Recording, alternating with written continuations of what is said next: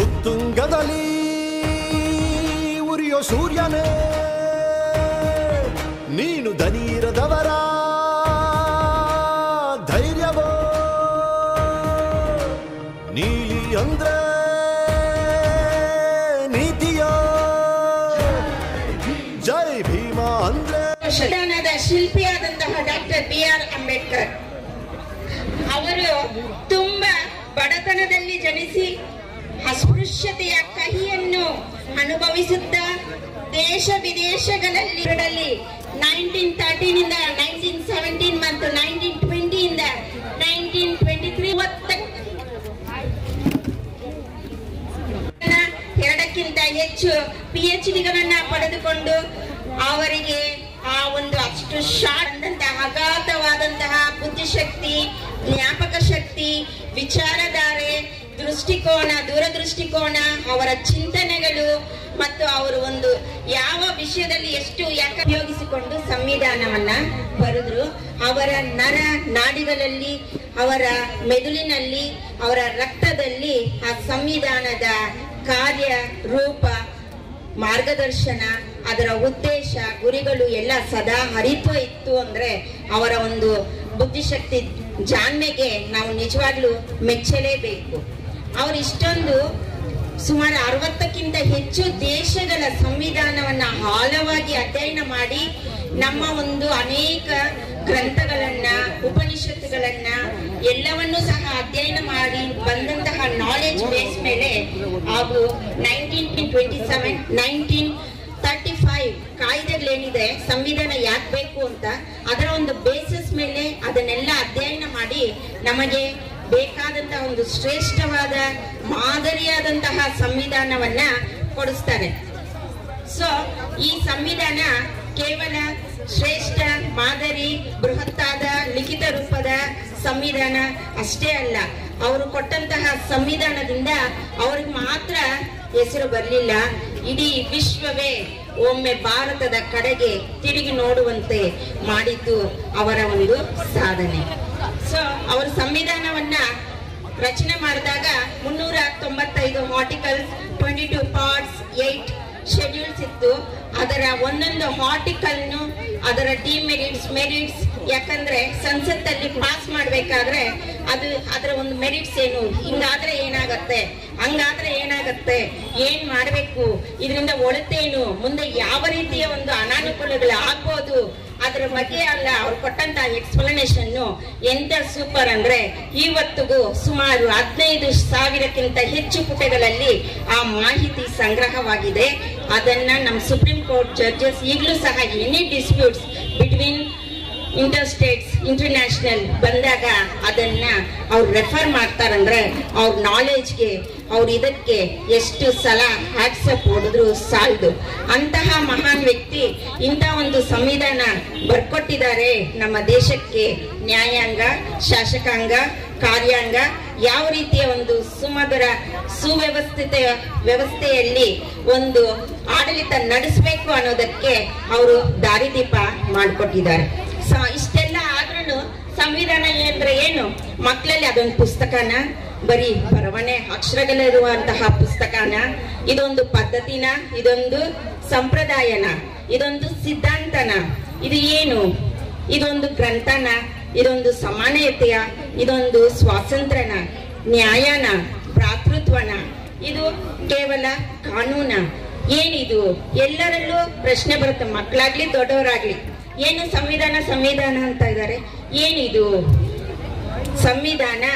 ನಾವು ಸ್ವಲ್ಪ ಯೋಚನೆ ಮಾಡಿದ್ರೆ, ಅಥವಾ ನಮ್ಮ ಸಂವಿಧಾನ ಪೀಠಿಕೆ ಇದೆಯಲ್ಲ, ಪೀಠಿಕೆಯನ್ನ ಸರಿಯಾಗಿ ಅರ್ಥ ಮಾಡಿಕೊಂಡ್ರೆ ಇದೆಲ್ಲದರ ಸಮೀಕರಣದ ಒಟ್ಟು ಮೊತ್ತ ನಮ್ಮ ಸಂವಿಧಾನ.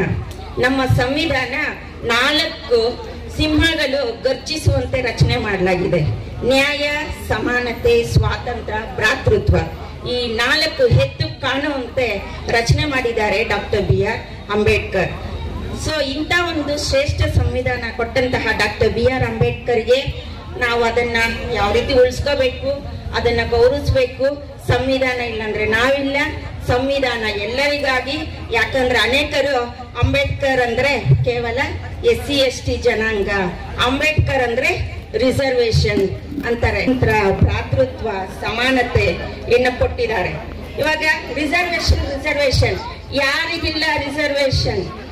4%, category 2A 15%, category 2B 4%, category 3B 4%, category 3A 4%, category 3B 5%, SC 17%, ST 7%, ಅದರ್ಸ್ಗೆ 44.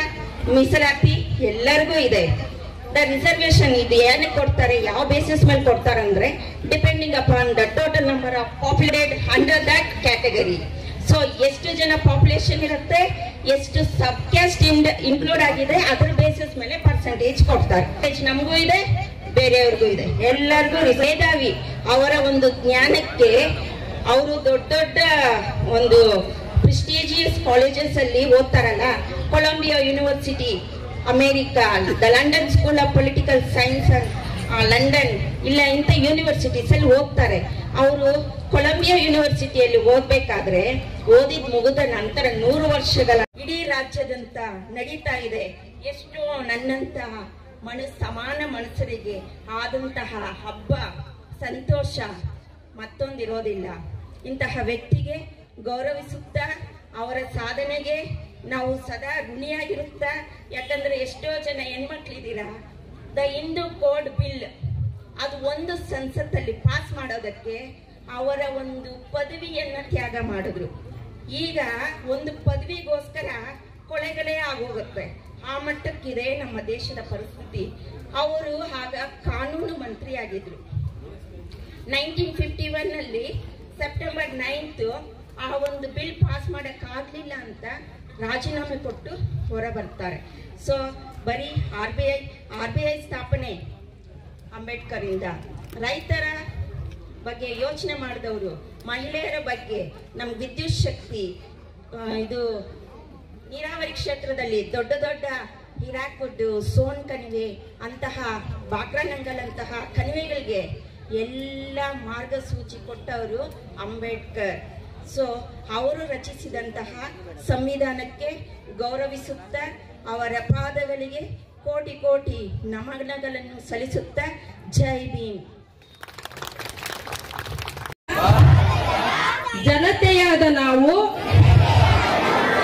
ಭಾರತವನ್ನು ಸಾರ್ವಭೌಮ, ಸಮಾಜವಾದಿ, ಧರ್ಮ ನಿರಪೇಕ್ಷ, ಪ್ರಜಾಸತ್ತಾತ್ಮಕ ಗಣರಾಜ್ಯವನ್ನಾಗಿ ರೂಪಿಸುವುದಕ್ಕಾಗಿ ಭಾರತದ ಎಲ್ಲ ಪ್ರಜೆಗಳಿಗೆ ಸಾಮಾಜಿಕ, ಆರ್ಥಿಕ ಮತ್ತು ರಾಜಕೀಯ ನ್ಯಾಯವನ್ನು ವಿಚಾರ, ಅಭಿವ್ಯಕ್ತಿ, ನಂಬಿಕೆ, ಧರ್ಮ ಮತ್ತು ಉಪಾಸನೆಯ ಸ್ವಾತಂತ್ರ್ಯವನ್ನು, ಸ್ಥಾನಮಾನ ಮತ್ತು ಅವಕಾಶಗಳ ಸಮಾನತೆಯನ್ನು ದೊರೆಯುವಂತೆ ಮಾಡುವುದಕ್ಕಾಗಿ ವ್ಯಕ್ತಿ ಗೌರವ, ದೇಶದ ಏಕತೆ ಮತ್ತು ಸಮಗ್ರತೆಗಾಗಿ ಎಲ್ಲರಲ್ಲಿ ಭಾತೃತ್ವ ಭಾವನೆಯನ್ನು ಮೂಡಿಸುವುದಕ್ಕೆ ದೃಢ ಸಂಕಲ್ಪ ಮಾಡಿ ನಮ್ಮ ಸಂವಿಧಾನ ಸಭೆಯಲ್ಲಿ 1949ನೇ ಇಸವಿಯ ನವೆಂಬರ್ ತಿಂಗಳ 26ನೇ ದಿನದಂದು ಈ ಸಂವಿಧಾನವನ್ನು ನಮಗೆ ನಾವೇ ಅರ್ಪಿಸಿಕೊಂಡು ಅಂಗೀಕರಿಸಿ ಶಾಸನವಾಗಿ ವಿಧಿಸಿಕೊಂಡಿದ್ದೇವೆ. ಜೈ ಹಿಂದ್, ಜೈ ಭೀಮ್, ಜೈ ಬಲೋ ಭಾರತ್ ಮಾತಾ ಕಿ ಒಂದೇ. ನೀವೆಲ್ಲರೂ ಕೂಡ ಅರ್ಥ ಮಾಡ್ಕೋಬೇಕು. ಯಾಕಂತಂದ್ರೆ ಸಂವಿಧಾನನ ತಿಳ್ಕೊಂಡ್ರೆ ಮಾತ್ರನೇ ನಾವು ಈ ದೇಶದಲ್ಲಿ ಜೀವನ ಮಾಡಕ್ಕಾಗತ್ತೆ. ಜೀವನ ಮಾಡೋದು ಸಂವಿಧಾನದ ಅಡಿಯಲ್ಲೇನೆ. ಆದ್ರಿಂದ ಸಂವಿಧಾನವನ್ನ, ಕಾನೂನನ್ನ ನಾವು ತಿಳ್ಕೋಬೇಕಂತ ಕರ್ನಾಟಕ ಸರ್ಕಾರ ಈ ಒಂದು ಕಾರ್ಯಕ್ರಮವನ್ನ ರಾಜ್ಯಾದ್ಯಂತ ಆಯೋಜನೆ ಮಾಡಿದೆ. ಅದಕ್ಕಾಗಿ ನಾವು ಮೊದಲನೇದಾಗಿ ಈ ವೇದಿಕೆ ಪರವಾಗಿ ಕರ್ನಾಟಕ ಸರ್ಕಾರಕ್ಕೆ ನಾನು ಧನ್ಯವಾದಗಳನ್ನ ಅರ್ಪಿಸೋದಕ್ಕೆ ಇಷ್ಟಪಡ್ತೀನಿ. ಉಳಿದಂತೆ ಈ ವೇದಿಕೆ ಮೇಲೆ ನಾನು ಭಾಷಣ ಪ್ರಾರಂಭ ಮಾಡೋಕ್ ಮುಂಚೆ ನನಗೆ ಡಾಕ್ಟರ್ ಬಾಬಾ ಸಾಹೇಬ್ ಅಂಬೇಡ್ಕರ್ ಅವರು ಸಂವಿಧಾನದ ಕಾಯ್ದೆ 19ರ ಪ್ರಕಾರ ವಾಕ್ ಸ್ವಾತಂತ್ರ್ಯವನ್ನು, ಅಭಿವ್ಯಕ್ತಿ ಸ್ವಾತಂತ್ರ್ಯವನ್ನು ಕೊಟ್ಟಿರೋ ಒಂದು ಕಾಯ್ದೆಯನ್ನ ನಾನು ಇಟ್ಕೊಂಡು ವಿಶೇಷವಾಗಿ ನಾನು ಜೈ ಭೀಮ್ ಅಂದ್ರೆ ಏನು ಅನ್ನೋದನ್ನ ತಿಳಿಸೋದಕ್ಕೆ ಇಷ್ಟಪಡ್ತೀನಿ. ಯಾಕಂತಂದ್ರೆ ಇತ್ತೀಚಿನಷ್ಟು ಗೊಂದಲಗಳು ಈ ಪಂಚಾಯತಿನಲ್ಲಿ ಆಗಿತ್ತು. ಆದ್ರಿಂದ ಜೈ ಭೀಮ್ ಅಂದ್ರೆ ಏನು ಅನ್ನೋದನ್ನ ತಿಳಿಸೋದಕ್ಕೆ ಇಷ್ಟಪಡ್ತೀನಿ. ಯಾಕಂತಂದ್ರೆ ಈಗಾಗಲೇ ನಮ್ಮ ಅಂಜಲಿ ಮೇಡಮ್ ಅವರು ಸಂವಿಧಾನದ ಬಗ್ಗೆ ವಿಸ್ತಾರವಾಗಿ ಅದು ಎಷ್ಟು ಪುಟಗಳಿದೆ, ಎಷ್ಟು ದಿನಗಳಾಯ್ತು, ಬಾಬಾ ಸಾಹೇಬ್ ಅಂಬೇಡ್ಕರ್ ಅವರು ಹೆಂಗೆಲ್ಲ ಬರೆದ್ರು, ಸಂವಿಧಾನ ಏನೇನು ಹೇಳುತ್ತೆ, ಯಾವ್ಯಾವ ಕಾಯ್ದೆಗಳಿದೆ ಅನ್ನೋದ್ರ ಬಗ್ಗೆ ಈಗಾಗಲೇ ಮೇಡಮ್ ಅವರು ಹೇಳ್ಬಿಟ್ಟಿದ್ದಾರೆ. ಸ್ವಲ್ಪ ಸ್ಪೀಡ್ ಆಗಿ ಮಾತಾಡ್ತೀನಿ, ನೀವು ಬೇಗ ಅರ್ಥ ಮಾಡ್ಕೊಳ್ಳಿ. ಯಾಕಂತಂದ್ರೆ ಸಮಯ ಇಲ್ಲ, ಇನ್ನು ಕಮಸಂದ್ರ ಪಂಚಾಯತಿಗೆ ಹೋಗ್ಬೇಕಂತ. ಆದ್ರಿಂದ ಈ ಪಂಚಾಯತಿಯ ನಮ್ಮ ದಲಿತ ಮುಖಂಡರಾದಂತ ಕೂಡಗಲ್ ಬಾಬಣ್ಣ ಅವರನ್ನ ದಯವಿಟ್ಟು ವೇದಿಕೆ ಮೇಲೆ ಬರಬೇಕು ಅಂತ ಹೇಳ್ಬೇಕು ಅನ್ಕೊಂಡೆ, ಅರ್ಜೆಂಟಲ್ಲಿ ಮರೆತು. ದಯವಿಟ್ಟು ವೇದಿಕೆ ಮೇಲೆ ಬನ್ನಿ. ಯಾಕಂದ್ರೆ ಈ ಪಂಚಾಯತಿಯ ಯುವ ದಲಿತ ಮುಖಂಡರವರು, ಅವ್ರನ್ನ ದಯವಿಟ್ಟು ಸ್ವಾಗತ ಮಾಡ್ಕೊಳ್ತೀವಿ ವೇದಿಕೆಗೆ. ಆಮೇಲೆ ಭೀಮ್ ಅಂದ್ರೆ ಏನು ಅನ್ನೋದನ್ನ ಕೂಡ ಅರ್ಥ ಮಾಡ್ಕೋಬೇಕು. ಜೈ ಅಂದ್ರೆ ನಿಮ್ಗೆಲ್ಲರೂ ಗೊತ್ತಿರುವಂತದ್ದು. ಜೈ ಅಂದ್ರೆ ಜೈವಾಗಲಿ ಅಂತ. ಭೀಮ್ ಅಂದ್ರೆ ಪಾಲಿ ಭಾಷೆಯಲ್ಲಿ ಜ್ಞಾನ, ಬುದ್ಧಿ, ನಾಲೆಜ್ ಅಂತ. ಅದಕ್ಕೆ ಡಾಕ್ಟರ್ ಬಾಬಾ ಸಾಹೇಬ್ ಅಂಬೇಡ್ಕರ್ ಅವರ ತಂದೆ ರಾಮ್ಜಿ ಸಕ್ಪಲ್ ಅವರು ಕೂಡ ಓದ್ಕೊಂಡಿರ್ತಾರೆ, ಅವರು ಕೂಡ ವಿದ್ಯಾವಂತರಾಗಿರ್ತಾರೆ. ಅದಕ್ಕೆ ಬಾಬಾ ಸಾಹೇಬ್ ಅಂಬೇಡ್ಕರ್ ಅವರಿಗೆ ನಾವೆಲ್ಲರೂ ಕೂಡ ಅಂಬೇಡ್ಕರ್ ಅಂತ ಕರಿತೀವಿ ಬಾಬಾ ಸಾಹೇಬ್ ಅವ್ರನ್ನ. ಆದ್ರೆ ಬಾಬಾ ಸಾಹೇಬ್ ಅಂಬೇಡ್ಕರ್ ಅವರ ನಿಜವಾದ ಹೆಸರು ಎಷ್ಟು ಜನಕ್ಕೆ ಗೊತ್ತಿಲ್ಲಿ? ಏನ್ ಹೇಳಿ? ಭೀಮ್ ರಾವ್. ಭೀಮ್ ಅಂದ್ರೆ ಬಾಬಾ ಸಾಹೇಬ್ ಅಂಬೇಡ್ಕರ್. ನಾವೇನು ಪೌರಾಣಿಕ ಕಥೆಗಳಲ್ಲಿ ಬರುವಂತ ಭೀಮ ಅನ್ಕೋಬೇಡ್ರಿ. ಭೀಮ್ ಅಂತಂದ್ರೆ ಜ್ಞಾನ ಅಂತ. ಬಾಬಾ ಸಾಹೇಬ್ ಅಂಬೇಡ್ಕರ್ ಅವರಿಗೆ ಅವತ್ತೇ ಬಾಬಾ ಸಾಹೇಬ್ ಅಂಬೇಡ್ಕರ್ ಅವರ ತಂದೆ ನೀನೊಂದು ಜ್ಞಾನದ ಪ್ರತೀಕ ಅಂತ ಅವ್ರ ತಂದೆ ಬಿರುದನ್ನ ಕೊಟ್ಬಿಟ್ಟಿದ್ರು. ಅದೇ ಇವತ್ತು ವಿಶ್ವಸಂಸ್ಥೆ ಏನು 193 ರಾಷ್ಟ್ರಗಳು ಸೇರಿಕೊಂಡು ಬಾಬಾ ಸಾಹೇಬ್ ಅಂಬೇಡ್ಕರ್ ಅವರಿಗೆ ದಿ ನಾಲೆಜ್ ಆಫ್ ಸಿಂಬಲ್ ಅನ್ನೋ ಒಂದು ಅವಾರ್ಡ್ ಅನ್ನ ಕೊಟ್ಟಿದೆ. ಇಡೀ ವಿಶ್ವದಲ್ಲಿ ಯಾರಿಗೂ ಕೂಡ ಇಂಥ ಒಂದು ಅವಾರ್ಡ್ ಅನ್ನ, ಇಂಥ ಒಂದು ಬಿರುದನ್ನ ಇದುವರೆಗೂ ಕೂಡ ಯಾರಿಗೂ ಕೊಟ್ಟಿಲ್ಲ. ಈ ಪ್ರಪಂಚದಲ್ಲಿ 193 ರಾಷ್ಟ್ರಗಳಲ್ಲಿ ಜ್ಞಾನದ ಪ್ರತೀಕ ಅನ್ನೋ ಒಂದು ಬಿರುದನ್ನ ಪಡ್ಕೊಂಡಿರುವಂತ ಏಕೈಕ ವ್ಯಕ್ತಿ ಅದು ಬಾಬಾ ಸಾಹೇಬ್ ಅಂಬೇಡ್ಕರ್ ಅವರು ಮಾತ್ರನೇ. ಯಾಕೆ ಬಾಬಾ ಸಾಹೇಬ್ ಅಂಬೇಡ್ಕರ್ ಅವರಿಗೆ ಕೊಟ್ಟರು? 193 ರಾಷ್ಟ್ರಗಳು ಬಾಬಾ ಸಾಹೇಬ್ ಅಂಬೇಡ್ಕರ್ ಅವರಿಗೆ ಈ ಪ್ರಶಸ್ತಿಯನ್ನ ಕೊಡ್ಲಿಕ್ಕೆ ಯಾಕೆ ವಿರೋಧ ಮಾಡಿಲ್ಲ ಅನ್ನೋ ಒಂದು ಪ್ರಶ್ನೆಯನ್ನ ನಾವು ಕೇಳಬೇಕಾಗತ್ತೆ. ಯಾಕಂತಂದ್ರೆ ನಮ್ಮ ಪ್ರಪಂಚದಲ್ಲಿ ಹಲವಾರು ವಿಜ್ಞಾನಿಗಳು, ದಾರ್ಶನಿಕರು, ಸ್ವಾತಂತ್ರ್ಯ ಹೋರಾಟಗಾರರು ಎಲ್ಲರೂ ಕೂಡ ಇದ್ದಾರೆ. ಅರಿಸ್ಟಾಟಲ್ ಅಂತವರು, ಮಾರ್ಕ್ಸ್ ಕಾರ್ಲಸ್ ಅಂತವರು, ಮತ್ತೆ ಬೇರೆ ಬೇರೆ ಎಲ್ಲರೂ ಕೂಡ ಇದ್ದಾರೆ. ಅವರೆಲ್ಲ ಕೂಡ ಬದಿಗೊತ್ತು ಬಾಬಾ ಸಾಹೇಬ್ ಅಂಬೇಡ್ಕರ್ ಅವರಿಗೆ ಯಾಕೆ ಪ್ರಶಸ್ತಿ ಕೊಟ್ಟರು ಅನ್ನೋದನ್ನ ಕೂಡ ನಾವು ತಿಳ್ಕೋಬೇಕಾಗುತ್ತೆ. ಯಾಕಂತಂದ್ರೆ ಆ ವಿಜ್ಞಾನಿಗಳು, ಆ ಸೈಂಟಿಸ್ಟ್ಗಳು, ಆ ಮೇಧಾವಿಗಳೆಲ್ಲ ಕೂಡ ಒಂದು ಪ್ರಾಂತಕ್ಕೆ, ಒಂದು ದೇಶಕ್ಕೆ ಸೀಮಿತ ಆಗಿದ್ರೆ ಬಾಬಾ ಸಾಹೇಬ್ ಅಂಬೇಡ್ಕರ್ ಅವರು ಇಡೀ ವಿಶ್ವಕ್ಕೆ ಸೀಮಿತ ಆಗಿರುವಂತ ನಾಯಕ ಬಾಬಾ ಸಾಹೇಬ್ ಅಂಬೇಡ್ಕರ್ ಅವರು. ಮತ್ತೆ ಇವತ್ತಿನ ದಿನಗಳಲ್ಲಿ ನಾವು ಬಾಬಾ ಸಾಹೇಬ್ ಅಂಬೇಡ್ಕರ್ ಜೈ ಭೀಮ್ ಅಂತ ಅಂದ ತಕ್ಷಣ ಅವರೊಬ್ಬ ಎಸ್ ಸಿ ಹುಡುಗ, ಮಾಲೊಳ್ಳು, ತಂಟು ಮನಕೆ ಅಂತ. ಆದ್ರೆ ಬಾಬಾ ಸಾಹೇಬ್ ಅಂಬೇಡ್ಕರ್ ಅವರು ಯಾವತ್ತೂ ಕೂಡ ಆತರ ಯೋಚನೆ ಮಾಡಿಲ್ಲ. ಮೊದಲಿಗೆ ರಿಸರ್ವೇಶನ್ ಕೊಡಬೇಕಾದ್ರೆ OBC-ಗಳಿಗೆ ಕೊಡಬೇಕಂತ ಬಾಬಾ ಸಾಹೇಬ್ ಅಂಬೇಡ್ಕರ್ ಅವರು ಜಗಳ ಮಾಡ್ತಾರೆ. ಅದಕ್ಕೋಸ್ಕರ ಅವ್ರಿಗೆ 52% ರಿಸರ್ವೇಶನ್ ಕೊಡಿ ಅಂತ ಗಲಾಟೆ ಮಾಡ್ತಾರೆ. ಆದ್ರೆ ಇವತ್ತು ಎಲ್ಲ OBC-ಗಳು ಎಲ್ಲ ಸೇರ್ಕೊಂಡು 27% ರಿಸರ್ವೇಶನ್ ಪಡ್ಕೊಳ್ತಿದ್ವಿ. ಅದನ್ನ ಮೇಡಮ್ ಅವರು ಬಿಡಿಸಿ ಕ್ಯಾಟಗರಿ 2A, B, 3B ಎಲ್ಲ ಎಷ್ಟು ಬರುತ್ತೆ ಅಂತ ಅವ್ರು ಹೇಳಿದ್ದಾರೆ.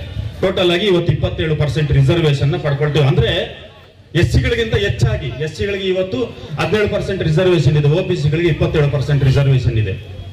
ಇವತ್ತು ಯಾರು ಕೀಳಿರಿಮೆಯಿಂದ ನೋಡ್ಬೇಕನ್ನೋದನ್ನ ಕೂಡ ತಿಳ್ಕೊಬೇಕಾಗಿದೆ ಜನರು. ಆದ್ರಿಂದ ಬಾಬಾ ಸಾಹೇಬ್ ಅಂಬೇಡ್ಕರ್ ಅಂತಂದ್ರೆ ಕೇವಲ SC ಜನಾಂಗಕ್ಕೂ ಸೀಮಿತರಲ್ಲ. ಬಾಬಾ ಸಾಹೇಬ್ ಅಂಬೇಡ್ಕರ್ ಅವರು ಅಂದ್ರೆ ಅವರೊಂದು ಈ ಪ್ರಪಂಚಕ್ಕೆ ಸೀಮಿತವಾದಂತಹ ಒಂದು ವಿಶ್ವಜ್ಞಾನಿ ಅಂತ ಹೇಳೋದಕ್ಕೆ ನಾನು ಹೆಮ್ಮೆ ಪಡ್ತೀನಿ. ಮತ್ತೆ ಈ ದೇಶದಲ್ಲಿ ಏನನ್ನ ಒಂದು ಭೋಗದ ವಸ್ತು, ಮಕ್ಕಳನ್ನೇರುವಂತ ಒಂದು ವಸ್ತುವಾಗಿ ನೋಡಿದಂತ ಸಂದರ್ಭದಲ್ಲಿ ಈ ದೇಶದಲ್ಲಿ ಸ್ವತಂತ್ರ ಪೂರ್ವದಲ್ಲಿ ಅಂದ್ರೆ ಸ್ವತಂತ್ರ ಬರೋದಕ್ಕೆ ಮುಂಚೆ ಒಂದು ಕಾನೂನು ಜಾರಿಯಲ್ಲಿತ್ತು. ಅದೇ ಮನು ಶ್ರುತಿ ಅಂತ, ಅಂದ್ರೆ ಸುಮತಿ ಭಾರ್ಗವ ಅಂತ ಒಬ್ಬ ಮನು ಬರೆದಂತ ಒಂದು ಕಾನೂನು. ರಕ್ಷಂತೆ ಯವನೋ ಭರ್ತೋ ರಕ್ಷಂತೆ ವೃತ್ಯೋ ಪುತ್ರೋ ರಕ್ಷಂತೆ ನಾಸ್ತ್ರೀ ಸ್ವತಂತ್ರ ಅನರ್ಹಳು ಅಂತ ಆ ಒಂದು ಮನು ಹೇಳ್ತಾನೆ. ಏನಂತಂದ್ರೆ ಹೆಣ್ಣನ್ನವಳು ಚಿಕ್ಕ ವಯಸ್ಸಿನಲ್ಲಿ ತಂದೆಯ ರಕ್ಷಣೆಯಲ್ಲಿ, ಯವನದಲ್ಲಿ ಅಂದ್ರೆ ಯುವತಿ ಆದ್ಮೇಲೆ ಗಂಡನ ರಕ್ಷಣೆಯಲ್ಲಿ, ಅಜ್ಜಿ ಆದ್ಮೇಲೆ ಮಕ್ಕಳ ರಕ್ಷಣೆಯಲ್ಲಿ ಇರಬೇಕೆ ಹೊರತು ಅವಳಿಗೆ ಯಾವುದೇ ಕಾರಣಕ್ಕೂ ಕೂಡ ಸ್ವತಂತ್ರ ಇಲ್ಲ ಅಂತ ಮನು ಹೇಳ್ತಾನೆ ಈ ದೇಶದಲ್ಲಿ. ಆದ್ರೆ ಅಂತ ಮನುಸ್ಮೃತಿಯನ್ನ ಬಾಬಾ ಸಾಹೇಬ್ ಅಂಬೇಡ್ಕರ್ ಅವರು ಸುಟ್ಟಾಕ್ತಾರೆ. ಯಾಕೆ ಸುಟ್ಟಾಕ್ತಾರೆ ಹೇಳಿ? ನಿಮಗೆ ಹಕ್ಕುಗಳಿಲ್ಲ, ನಿಮಗೆ ಮೂಲಭೂತ ಹಕ್ಕುಗಳಿಲ್ಲ ಅನ್ನೋದು ಒಂದು ಕಾನೂನು ನಮಗೆ ಆಗ್ಬೇಕು ಅಂತ ಸುಟ್ಟಾಕ್ತಾರೆ ಬಾಬಾ ಸಾಹೇಬ್ ಅಂಬೇಡ್ಕರ್ ಅವರು. ಅದಕ್ಕೆ ಅವರು ವಿಶ್ವಜ್ಞಾನಿ ಆದ್ರು. ಅದಕ್ಕಾಗಿಯೇ ಈ ದೇಶದಲ್ಲಿ ಹೆಚ್ಚಿನ ಪ್ರಾಮುಖ್ಯತೆಯನ್ನ ಹೆಣ್ಮಕ್ಳಿಗೆ ಬಾಬಾ ಸಾಹೇಬ್ ಅಂಬೇಡ್ಕರ್ ಅವರು ಕೊಟ್ಟರು. ಆಗಿನ ಕಾಲದಲ್ಲಿ ಸ್ವತಂತ್ರ ಪೂರ್ವದಲ್ಲಿ ವಿದ್ಯೆ ಅನ್ನೋ ಒಂದು ಹಕ್ಕು ಆರ್ಟಿಕಲ್ 20 ಪ್ರಕಾರ ವಿದ್ಯೆ ಅನ್ನೋದು ಪ್ರತಿಯೊಬ್ಬರಿಗೂ ಕೂಡ ಕಡ್ಡಾಯವಾಗಿ ಉಚಿತವಾಗಿ ದೊರಕಬೇಕು ಅಂತ. ಆದ್ರೆ ಇವತ್ತಿನ ದಿನದಲ್ಲಿ ವಿದ್ಯೆ ಅನ್ನೋದು ಯಾರೋ ದುಡ್ಡಿರುವಂತ ಶ್ರೀಮಂತನ ಒಂದು ಆಸ್ತಿ ಆಗಿದೆ. ಇವತ್ತು ವಿದ್ಯೆಯನ್ನ ದುಡ್ಡಿಗೆ ಮಾರ್ಕೊಳ್ತಾ ಇದ್ದಾರೆ. ಇವತ್ತು ಒಂದು ಸರ್ಕಾರಿ ಶಾಲೆಗಳು ಈ ರೀತಿ ಎಲ್ಲ ಮೂಲೆ ಗುಂಪಾಗಿದ್ರೆ ಖಾಸಗಿ ಶಾಲೆಗಳು ಕೋಟ್ಯಾನುಕೋಟಿ ದುಡ್ಡನ್ನ ದುಡ್ಕೊಳ್ತಾ ಇದ್ದಾರೆ. ಆದ್ರಿಂದ ನಾನು ಈ ವೇದಿಕೆ ಮುಖಾಂತರ ಸರ್ಕಾರ ಕೇಳಕ್ಕೆ ಅಭಿವೃದ್ಧಿಗೊಳಿಸಿ ಸರ್ಕಾರಿ ಶಾಲೆಯಿಂದ ಹೋದಂತವರೇ ಇವತ್ತು IAS, IPS, IFS ಎಲ್ಲ ದೊಡ್ಡ ಅಧಿಕಾರಿಗಳಾಗಿರುವಂತದ್ದು. ಆದ್ರಿಂದ ದಯವಿಟ್ಟು ಸರ್ಕಾರಿ ಶಾಲೆಗಳನ್ನ ಉಳಿಸಬೇಕು ಅಂತ ಈ ವೇದಿಕೆ ಮುಖಾಂತರ ನಾನು ಸರ್ಕಾರದಲ್ಲಿ ಮಾನ್ಯ ಮುಖ್ಯಮಂತ್ರಿಗಳಲ್ಲಿ ನಾನು ಮನವಿ ಮಾಡ್ಕೊಳ್ತಾ ಇದ್ದೇನೆ. ಅದೇ ರೀತಿಯಾಗಿ ಇವತ್ತು ಇಡೀ ಜಿಲ್ಲೆ KGF ತಾಲೂಕು, ಕೊನೆ ತಾಲೂಕು, ಇದಾದ ನಂತರ ಡೈರೆಕ್ಟ್ ಆಗಿ ಇಲ್ಲಿಂದ ಬೆಂಗಳೂರಿಗೆ ರಾಜ್ಯ ಮಟ್ಟದ ಕಾರ್ಯಕ್ರಮಕ್ಕೆ ಎಲ್ಲ ರಥಗಳು ಕೂಡ ಹೋಗುತ್ತೆ. ಅದರಿಂದ ನಾವೆಲ್ಲರೂ ಕೂಡ ಏನು ಇವತ್ತು ಸಂವಿಧಾನ ಜಾಥಾ ರಥ ಇಲ್ಲಿ ಬಂದಿದೆ ಅಂತಂದ್ರೆ ಯಾವುದೋ ಒಂದು ಪಲ್ಲಕ್ಕಿನೋ ಅಥವಾ ರಥನೋ ಬಂದಿದೆ ಅಂತ ಅನ್ಕೋಬೇಡ್ರಿ. ನಿಮ್ಮ ಜ್ಞಾನ, ನಿಮ್ಮ ಹಕ್ಕುಗಳು, ನಿಮ್ಮ ಸ್ವಾತಂತ್ರ್ಯದ ಹಕ್ಕುಗಳು, ನಿಮ್ಮ ಮೂಲಭೂತ ಹಕ್ಕುಗಳು ಇಲ್ಲಿಗೆ ಬಂದಿದೆ ಅಂತ ತಿಳ್ಕೊಳ್ರಿ. ಡಾಕ್ಟರ್ ಬಾಬಾ ಸಾಹೇಬ್ ಅಂಬೇಡ್ಕರ್ ಅವರು ಸಂವಿಧಾನದಲ್ಲಿ ಆರ್ಟಿಕಲ್ 12 to 35 ವರೆಗೂ ನಮಗೆ ಫಂಡಮೆಂಟಲ್ ರೈಟ್ಸ್ ನ ಕೊಟ್ಟಿದ್ದಾರೆ. ಏನು ಫಂಡಮೆಂಟಲ್ ರೈಟ್ಸ್ ಅಂದ್ರೆ ಇವತ್ತು ದೇವಸ್ಥಾನದಲ್ಲಿ ಹಾಡು ಹಾಕೊಂಡು ಶುಕ್ಲಂ ಭರದ್ರಂ ವಿಷ್ಣುಂ ಶಶಿವರ್ಣಂ ಅಂತ ಹಾಡು ಹಾಕೊಂಡು ಸಾಮಾಜಿಕವಾಗಿ ಹಾಡು ಹಾಕೊಂಡು ಅವ್ರು ಬದುಕ್ತಾ ಇದ್ದಾನಂತಂದ್ರೆ ಅದು ಫಂಡಮೆಂಟಲ್ ಧಾರ್ಮಿಕ ಹಕ್ಕುಗಳಲ್ಲಿ ಬರೋದು. ಆಗ್ಲೇ ನಾವು ಸಂವಿಧಾನ ಪೀಠಿಕೆಯಲ್ಲಿ ಹೇಳ್ತಾ ಇದ್ರು ಧರ್ಮ ಅಂತ, ಅದರಲ್ಲೇ ಬರುವಂತದ್ದು. ಇವತ್ತು ಯಾವುದೋ ಮಸೀದಿಯಲ್ಲಿ ನಮಾಜ್ ಓದ್ತಾ ಇದ್ದಾನೆ, ಎಲ್ರಿಗೂ ಕೇಳಿಸೋತಾರ ಅಂತಂದ್ರೆ ಅದು ಕೂಡ ಧಾರ್ಮಿಕ ರಕ್ಷಣೆಯಲ್ಲಿ ಬರುವಂತದ್ದು. ಇಲ್ಲ ಅಂತಂದ್ರೆ ಅದೇ ಧಾರ್ಮಿಕ ಹಕ್ಕುಗಳಿಲ್ಲ ಅಂತಂದ್ರೆ ಈ ದೇಶದಲ್ಲಿ ಇವತ್ತಿಗೆ ಹಿಂದೂಗಳು ಮುಸ್ಲಿಂಗಳು ಹೊಡೆದಾಡಿ ಸತ್ತೋಗ್ತಾ ಇದ್ರು. ಆದ ಕಾರಣನೇ ಧಾರ್ಮಿಕ ಹಕ್ಕುಗಳನ್ನ ಬಾಬಾ ಸಾಹೇಬ್ ಅಂಬೇಡ್ಕರ್ ಅವರು ಕೊಟ್ಟಿರುವಂತದ್ದು. ಆದ್ರೂ ಕೂಡ ಈ ದೇಶದಲ್ಲಿ ಇವತ್ತಿಗೂ ಕೂಡ ನಾವು ಕೋಮುಗಲಭೆಗಳನ್ನ ನೋಡ್ತಾ ಇದ್ದೀವಿ ಅಂತಂದ್ರೆ ಸಂವಿಧಾನವನ್ನ ಯಾರು ಕೂಡ ಈ ದೇಶದಲ್ಲಿ ಅರ್ಥ ಮಾಡ್ಕೊಂಡಿಲ್ಲ. ಇದನ್ನ ದಯವಿಟ್ಟು ಅರ್ಥ ಮಾಡ್ಕೊಳ್ಳಿ. ಸಂವಿಧಾನವನ್ನ ಈ ಭಾರತೀಯರಾದಂತ ನಾವು ಅರ್ಥ ಮಾಡ್ಕೊಳ್ಳೋದ್ರಲ್ಲಿ ಸಂಪೂರ್ಣವಾಗಿ ವಿಫಲರಾಗಿದ್ದೀವಿ. ಅದರಲ್ಲೂ ಕೂಡ ವಿಶೇಷವಾಗಿ ಮಹಿಳೆಯರು. ನಿಮ್ಗೊಂದು ವಿಚಾರ ಹೇಳ್ತೀನಿ ನೋಡಿ. ಹೆಣ್ಮಕ್ಳಿಗೆ ಈ ದೇಶದಲ್ಲಿ ಹೆಣ್ಮಕ್ಳು ಬ್ಲೌಸ್ ರೌಕೆ ಅಂತಾರಲ್ಲ, ರೌಕೆ ಹಾಕೋಬೇಕಂತಂದ್ರೆ ಜನಕ್ಕೆ ಗೊತ್ತಿದೆ ಇಲ್ಲ ನಂಗೆ ಗೊತ್ತಿಲ್ಲ. ಟ್ಯಾಕ್ಸ್ ನ ಕಟ್ಟಬೇಕಾಗಿತ್ತು. ಇವತ್ತು ನಾವ್ ಹೆಂಗೆ ಇನ್ಕಮ್ ಟ್ಯಾಕ್ಸ್ ನ GST ನ ಕಟ್ತಾ ಇದ್ದೀವಿ, ಅವತ್ತಿನ ಕಾಲದಲ್ಲಿ ರೌಕೆ ಹಾಕ್ಬೇಕಂದ್ರೆ ಟ್ಯಾಕ್ಸ್ ನ ಕಟ್ಟಬೇಕಾಗಿತ್ತು. ನಾನು ಈ ವೇದಿಕೆಯಲ್ಲಿ ಹೇಳೋದು ನಂಗೆ ನಿಜವಾಗ್ಲೂ ಕೂಡ ತುಂಬಾ ನೋವಾಗುತ್ತೆ. ಯಾಕಂತಂದ್ರೆ ಅವತ್ತಿನ ಕಾಲದಲ್ಲಿ ಏನ್ ಮಾಡ್ತಂದ್ರೆ ಈ ಮನುವಾದಿಗಳು ಹೆಣ್ಮಕ್ಳ ಒಂದು ಸ್ತನವನ್ನ ತೂಕ ಮಾಡಿ ನೀನು ಇಷ್ಟು ಟ್ಯಾಕ್ಸ್ ಕಟ್ಟುವಂತ ಆಚರಣೆ ಮಾಡ್ತಾ ಇದ್ದಂತ ದೇಶ ನಮ್ದಿದು. ಅಂತ ಧರ್ಮ ಇದು. ಅಂತ ಧರ್ಮದಲ್ಲಿ ಕೇರಳದ ಒಬ್ಬ ಹೆಣ್ಣುಮಗಳು ರೌಕೆ ಹಾಕೊಂಡು ಟ್ಯಾಕ್ಸ್ ಕಟ್ಟಿ ರೌಕೆ ಹಾಕೊಳ್ತಾಳೆ. ಆ ರೌಕೆ ಹಾಕೊಂಡಂತ ಹೆಣ್ಮಕ್ಳನ್ನ ಅಲ್ಲಿರುವಂತ ರಾಜರು ಹೋಗ್ಬಿಟ್ಟು ನೀನ್ ಟ್ಯಾಕ್ಸ್ ಕಟ್ತೀರ, ಯಾಕೆ ನೀನ್ ಬ್ಲೌಸ್ ಹಾಕೊಳ್ತಾ ಇದೀಯ ಅಂದ್ಬಿಟ್ಟು ದಿನ ಹೋಗ್ಬಿಟ್ಟು ಟ್ಯಾಕ್ಸ್ ಕಟ್ಟು ಅಂತ ಇರ್ತಾರೆ. ಆ ಹೆಣ್ಮಗಳು ನಂಗೇಲಿ ಅಂತ ಹೆಣ್ಮಗಳ ಹೆಸರು. ಇವತ್ತು ಕೂಡ ಕೇರಳದಲ್ಲಿ ಒಂದು ಗ್ರಾಮದ ಹೆಸರು ನೆನಪು ಬರುತ್ತೆ. ಆ ಗ್ರಾಮದಲ್ಲಿ ಇವತ್ತು ಕೂಡ ಆ ನಂಗೇಲಿಯ ವಿಗ್ರಹ ಇದೆ. ಆ ನಂಗೇಲಿಗೆ ಪೂಜೆ ಮಾಡ್ತಾರೆ ಇವತ್ತು ಕೂಡ. ಏನ್ ಮಾಡ್ತಾರೆ ಇವ್ರು ಟಾರ್ಚರ್ನ ತಡ್ಕೊಳಕ್ ಆಗ್ದಿರ ನಂಗೇಲಿ ಒಂದ್ ನಿಮಿಷ ಇರಿ ಮನೆಗೆ ಹೋಗಿ ತಗೋ ಬರ್ತೀನಿ ಅಂದ್ಬಿಟ್ಟು ಕರ ವಸೂಲಿಗಾರರು ಅಂತ ಬಂದಿರ್ತಾರಲ್ಲ ಟ್ಯಾಕ್ಸ್ ಕಟ್ಸ್ಕೊಳಕ್ಕೆ ಅವ್ರನ್ನ ಬಾಕ್ಲ ಹತ್ರ ನಿಲ್ಸ್ಬಿಟ್ಟು ನಂಗೇಲಿ ಮನೆಗೆ ಹೋಗ್ಬಿಟ್ಟು ಒಳಗೆ ಹೋಗ್ಬಿಟ್ಟು ಏನ್ ಮಾಡ್ತಾಳೆ ಗೊತ್ತಾ, ನೀವು ಊಹೆ ಕೂಡ ಮಾಡಕ್ಕಾಗಲ್ಲ. ಏನ್ ಮಾಡಿರ್ಬೋದು ಹೇಳಿ, ತನ್ನ ಸ್ತನವನ್ನ ಪುಡಿಲಿ ತಗೊಂಡು ಕೊಯ್ಕೊ ಬಂದು ಎತ್ಕೊ ಬಂದು ಕೊಡ್ತಾಳೆ, ತಗೊಳ್ಳಿ ಟ್ಯಾಕ್ಸ್ ಅಂತ. ಆ ಒಂದು ನೀಚ ಪದ್ಧತಿನ ಅನಿಷ್ಟ ಪದ್ಧತಿನ ವಿರೋಧಿಸಿದವರು ಈ ಕರ್ನಾಟಕದ ಮೈಸೂರು ಹುಲಿ ಅಂತ ಪ್ರಖ್ಯಾತರಾದಂತಹ ಟಿಪ್ಪು ಸುಲ್ತಾನ್ ಅವರು ಅನ್ನೋದನ್ನ ಕೂಡ ನೀವು ನೆನ್ಪಿಟ್ಕೋಬೇಕು. ಇವತ್ತು ಹೆಣ್ಮಕ್ಳೆಲ್ಲರೂ ಕೂಡ ನೀಟಾಗಿ ಮೈ ತುಂಬ ಬಟ್ಟೆ ಹಾಕೊಳ್ತಾ ಇದ್ದಾರಂತೆ. ಅದು ಅವತ್ತೇ ವಿರೋಧಿಸಿದಂತ ಟಿಪ್ಪು ಸುಲ್ತಾನ್ ಅವ್ರಿಗೂ ಕೂಡ ಗೌರವ ಕೊಡಬೇಕು. ನೀವು ಅದನ್ನ ಕಾನೂನಾಗಿ ರೂಪಿಸಿದಂತ ಡಾಕ್ಟರ್ ಬಾಬಾ ಸಾಹೇಬ್ ಅಂಬೇಡ್ಕರ್ ಅವರಿಗೆ ನೀವು ಇನ್ನೆಷ್ಟು ಋಣಿ ಆಗಿರ್ಬೇಕು ಅನ್ನೋದನ್ನು ಕೂಡ ನೆನ್ಪಿಟ್ಕೊಳ್ಳಿ. ಈಗಾಗಲೇ ಕಾಲಾವಕಾಶ ತುಂಬಾ ಆಗಿರೋದ್ರಿಂದ ಇನ್ನು ಮಾತಾಡಿದ್ರೆ ನಾನು ರಾತ್ರಿ ಎಲ್ಲ ಮಾತಾಡಬೇಕಾಗತ್ತೆ. ಯಾಕಂತಂದ್ರೆ from class 50. Today I am representing world famous brilliant icon Mahanayak Dr. Bhimrao Ambedkar. I am scholar, politician, economist, jurist, social reformer and father of Indian Constitution. Also first law minister of independent India. In my life I had to face so many problems such as not receiving the proper attention from the teachers in the school, not touching the public vessels, the cruel rules of untouchability. This treatment lit the fire with equality. Then I became the flower that bloomed in fire. Education is the powerful key to open a success door. Remember, our nation grows when women are educated. All of you, be educated, be organized, be educated.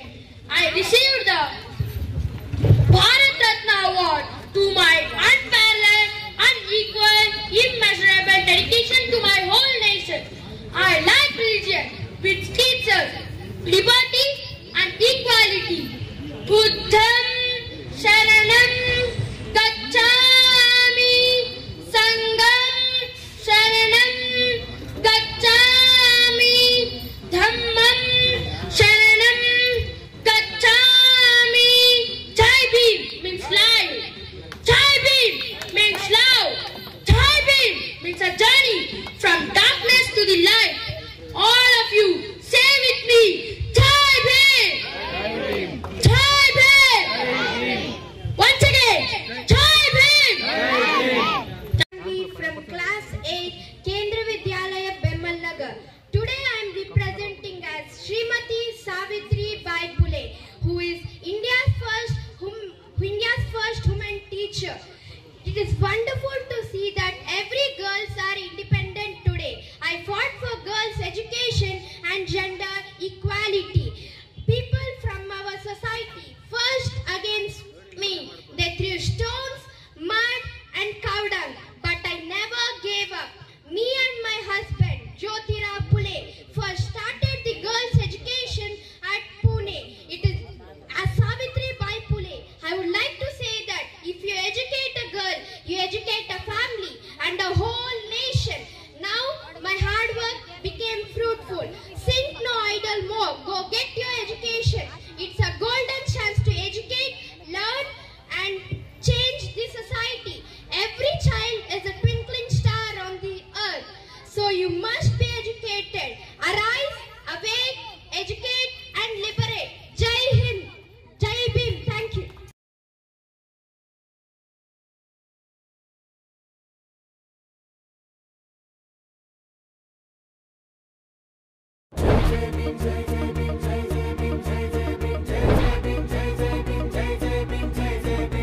जय